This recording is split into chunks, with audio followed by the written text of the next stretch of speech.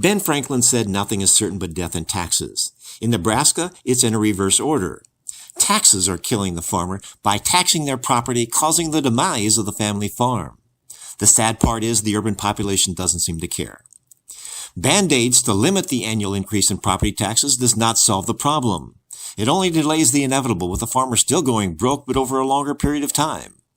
The majority of Nebraska's tax revenue comes from agricultural land. The taxed property means the owner never really owns the land, actually only renting it for the government. Ranchers and farmers use the land to make their living, and it's almost their entire net worth. To be required to pay a percentage of your net worth annually is unsustainable. No one else is paying a percentage of their pension, IRA, 401k, or their stocks and bonds portfolio to the state each year. If property is going to be used to figure out their tax bill, then let's tax all stocks and bonds each year as well.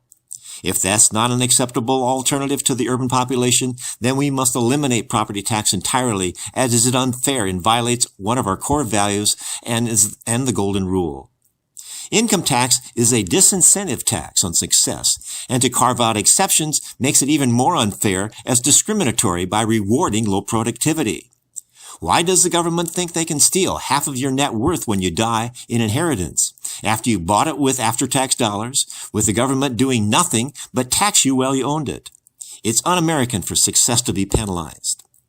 Taxes are becoming a game of us versus them. We are supposed to be a government of, by, and for the people. Instead, taxpayers are looking at the government as the adversary and suspicious of how they spend the money they take from us. We have found the enemy, and it is us. Tax on consumption is the only fair system in a capitalistic free market economy and the most progressive. When one spends more voluntarily, then one pays more taxes. LB 133 by Senator Steve Erdman, called the consumption tax, is the best, simplest, and fairest option to solving this huge tax problem. Nebraska needs $9 billion each year to pay its bills. With the consumption tax, the regressive nature of tax is eliminated.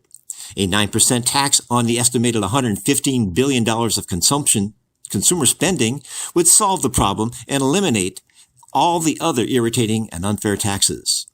It would cause our state's economy to explode and become the most favorable business climate state in the country.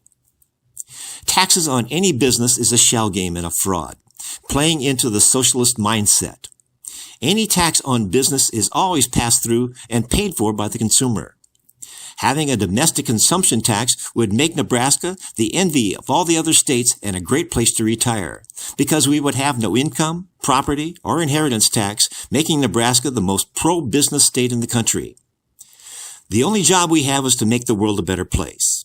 Fixing the tax system with LB 133 is a very good start.